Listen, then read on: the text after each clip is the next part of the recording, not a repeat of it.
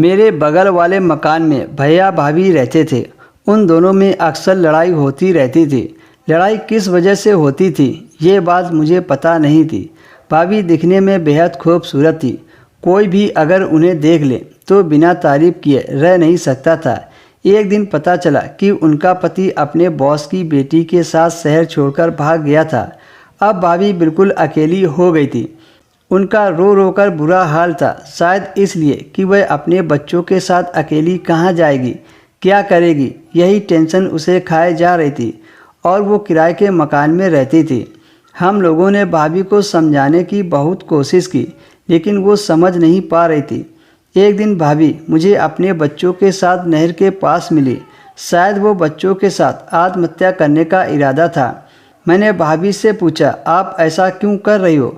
वो कुछ बता नहीं रही थी, बस रोए जा रही थी और साथ ही साथ ये कह रही थी कि मैं कहाँ जाऊँगी अपने बच्चों को लेकर, मेरा तो कोई मायके में भी नहीं है। बहुत मुश्किल से मैंने भाभी को समझाया और उन्हें घर ले आया, क्योंकि मेरे भी आगे पीछे कोई नहीं था। मैंने भाभी से कहा, तुम मेरे साथ रहो जब तक तुम्हारी परेशानी ख़त्म नहीं हो जाती। और वैसे भी मेरे घर पर भी कोई नहीं है, आप मेरे घर पर रहकर खाना पीना बना दिया करो। इस पर भाभी राजी हो गई। अब हम दोनों को साथ में रहते रहते करीब 1 सप्ताह हो गया। मैंने भाभी को कमरा अलग दे दिया था और मैं उनके कमरे में नहीं जाता था। एक दिन की बात है, भाभी ने बहुत स्वादिष्ट खाना बनाया था। मैंने भाभी को तारीफ में कुछ बोल दिए और उनके पास लेट गया। भाभी भी मेरे करीब आती चली गई। मैं तो कुंवारा था और भाभी को संबंध न बनाए काफ़ी दिन हो गए थे, इसलिए अब वो मेरे साथ कुछ करना चाहती थी और मैं तो इसी फिराक में था। अचानक भाभी ने अपना हाथ मेरे ऊपर रख दिया।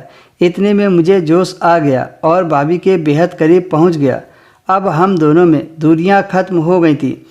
आधा घंटे मज़े करने के बाद हम दोनों अलग हो गए। भाभी ने मुझे चूम लिया और मेरे सीने से लिपट गई और कहने लगी, मैं आपसे शादी करना चाहती हूँ। मैंने भी शादी के लिए हाँ कर दी। भाभी का 1 साल का बेटा था।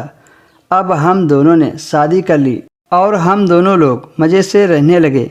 मैं बेहद खुश था क्योंकि भाभी बहुत सुंदर थी।